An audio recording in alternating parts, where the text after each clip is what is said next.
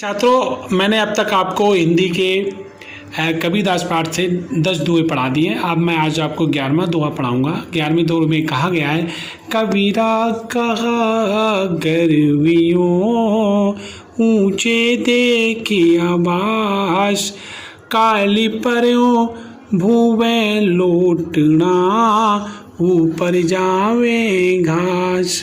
सबसे पहले हम संदर्भ लिखेंगे। संदर्भ में जैसे हम पहले संदर्भ लिखते हैं वैसे लिखेंगे, फिर प्रसंग लिखेंगे। इस साखी में कबीरदास जी ने बताया है कि हमें अहंकार नहीं करना चाहिए, क्योंकि ये संसार कैसा है, नश्वर है, नष्टवान है।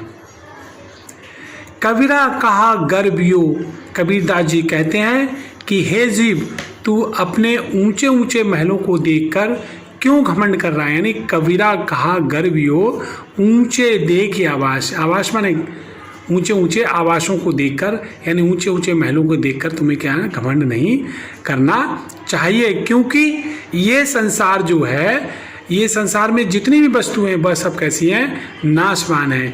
यानी कुछ ही दिनों में ये महल भूमि पर गिरकर नष्ट हो जाए। कल परयों भूमे, भूमे मन भूमि, कल परों भूमे लौटना, यानी ये क्या हो जाए, कल परों में, कहने का मतलब है कुछ ही दिन में ये महल भूमि पर गिर करके क्या हो जाएगा, नष्ट हो जाएगा। ऊपर जामे घास, और इसके ऊपर क्या हो जाएगा, घास उगाएगी। फिर हम इसका काव्य सौंदर्य लिख लेंगे। काव्य सौंदर्य में लिखेंगे, संसार को नश्वर बताया गया है, गर्व को त्यागने की शिक्षा दी गई है, रस शांत है, भाषा साधारण बोलचाल की भाषा है। इसी तरह से 12वें दोहे में एक दिया गया है, यह ऐसा संसार है जैसा सेवल फूल, दिन दिस के प्यो भारी को झूठे रंग न भूल। संदर्भ हम स्वयं लिख लेंगे, प्रसंग में लिखेंगे। इस दोहे में कबीरदास जी ने संसार की चकाचौंध के भ्रम में न पड़ने का उपदेश दिया है। कबीरदास जी कहते हैं कि ये ऐसा संसार है, कबीरदास जी कहते हैं कि ये संसार कैसा है, जैसा सेवल फूल, जैसे सेवल का फूल होता है, यानी ये संसार सेवल के फूल के समान कैसा है, क्षणिक है। दिन दस के व्यवहार को, यानी जिस प्रकार से सेवल का फूल देखने में आकर्षक लगता है किंतु सारहीन होता है, उसका कोई उपयोग नहीं होता है, उसी प्रकार ये संसार सुहावना लगता है। किसके समान, सेवल के फूल के समान लगता है। इसलिए हे जीव, झूठे रंग न भूल, यानी दिन दस के व्यवहार को झूठे रंग न भूल। इसलिए हे जीव, तो क्या कर, इस संसार के आकर्षण में मत खो। इसलिए हे जीव, संसार के थोड़े दिन के इस चमत्कार को या इस चकाचौंध के भ्रम में मत पड़। इसकी व्याख्या मैं आपको लिखकर भी दिखाई देता हूँ। कबीरदास जी कहते हैं कि ये ऐसा संसार है जैसा सेवल का फूल होता है, यानी फूल सेवल के फूल के समान क्षणिक है। जिस प्रकार सेवल का फूल देखने में आकर्षक लगता है किंतु सारहीन होता है, उसी प्रकार ये संसार सुहावना लगता है किंतु ये आकर्षण क्षणिक है। इसलिए हे जीव, संसार के थोड़े दिन के इस चमत्कार की चकाचौंध के भ्रम में मत पड़। काव्य सौंदर्य में लिखेंगे, भाषा व्यवहारिक सरल सुबोध भाषा है, रस शांत है, और दोहा जो है छंद है। इस तरह से ये आपका 13वां दोहा समाप्त हुआ। हाँ, ये आपका 12वां दोहा था, ये आपका समाप्त हुआ। आगे मैं आपको 13वां दोहा पढ़ाऊंगा। आपका 13वां दोहा दिए गए, ये अवसरी चेता नहीं, पशु ज्यों पाली देहि, राम नाम जाना नहीं, अंत पड़ी मुख से। दोहे में इसमें प्रसंग संदर्भ आप स्वयं लिख लेंगे। प्रसंग में बताया गया कि प्रस्तुत साखी में कबीरदास जी ने राम के नाम के महत्व के बारे में बताया है। ये अवसर चेता नहीं, कि हे जीवात्मा, तुझे एक अवसर प्राप्त हुआ है, इसलिए तू सावधान हो, यानी चेत जाए। पशु ज्यों पाली दे, इस शरीर को पशु के समान मत पाल।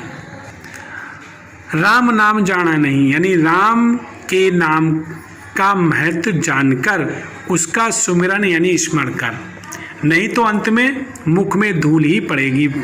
जैसा कि लिखा है, अंत पड़े मुख से माने होता है धूल, अंत में मुख में क्या पड़ेगी, धूल पड़ेगी। अर्थात ये मानव शरीर धूल में मिल जाएगा। काव्य सौंदर्य में भाषा सदुक्री, शैली मुक्तक, रसांत और छंद दोहा है। तो आपका ये 13वां दोहा भी कंप्लीट हो गया। अब मैं आपको 14वां दोहा पढ़ाऊंगा। 14वें दोहे में दिया गया, ए तनिका चा गुम्ब है, लिया फिरे था साथी, दबका लगा फूट गया, कुछ ना आया हाथ। प्रसंग में लिखेंगे, कबीरदास जी कहते हैं कि ये शरीर नाशवान है, इसलिए इसके प्रति लगाव उचित नहीं है। व्याख्या में लिखेंगे, ये तन काचा कुंभ है। ये माने ये तन माने शरीर, कच्चे, काचा माने कच्चे, कुंभ माने घड़े के समान, यानी ये शरीर कैसा है, कच्चे घड़े के समान है। लिए फिरे था हाथ, फिर भी तू इसे हाथ साथ में लिए फिरता है, यानी एक शरीर कैसे, कच्चे घड़े के समान है और इस कच्चे घड़े को तू साथ में लेकर के फिर रहा है। ढबका लागा फूट गया, यानी काल का जब धक्का लगेगा तब ये घड़ा क्या हो जाएगा, फूट जाएगा। कुछ ना आयो हाथ, और फिर तेरे हाथ में कुछ नहीं आएगा, इसलिए इस शरीर पर गर्व मत कर। काव्य सौंदर्य में आप लिखेंगे, रस शांत है, दोहा छंद और उपमा अलंकार का इसमें प्रयोग किया गया है, जन साधारण भाषा का उपयोग किया गया है। तो इस तरह से आपका ये 14वां दोहा समाप्त हुआ।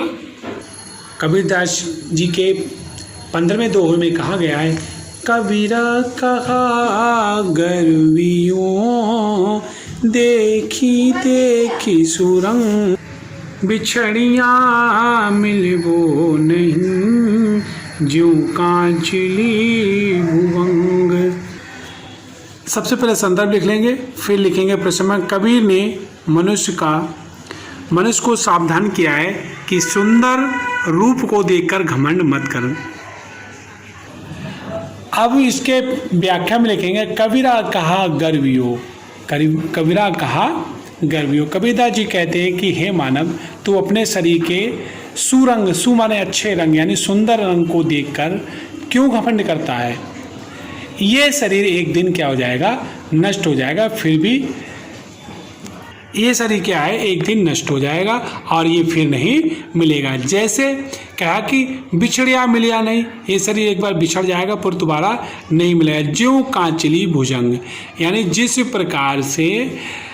प्रकार से कंचुली सर्प से छूट जाती है, फिर उसको दोबारा उसको शरीर पर नहीं आती है, वैसे ही ये शरीर तुझे दोबारा प्राप्त नहीं होगा, ये शरीर दोबारा तुमको नहीं मिलेगा। काव्य सौंदर्य में इसके लगेंगे कि ये शरीर जो है कैसा है, नाशवान है, इस पर गर्व नहीं करना चाहिए। मनुष्य को सावधान किया गया है, भाषा सदुल्की है, रस शांत है, दोहा शांत है। प्रिय छात्रों, आपसे उम्मीद है कि आपको कबीरदास को पढ़ाए हुए ये जो दोहे हैं आपको अच्छे लगेंगे। मेरे चैनल को लाइक एवं सब्सक्राइब करें, ये आपसे पूर्ण आशा रहेगी। आज की वीडियो में इतना ही, धन्यवाद।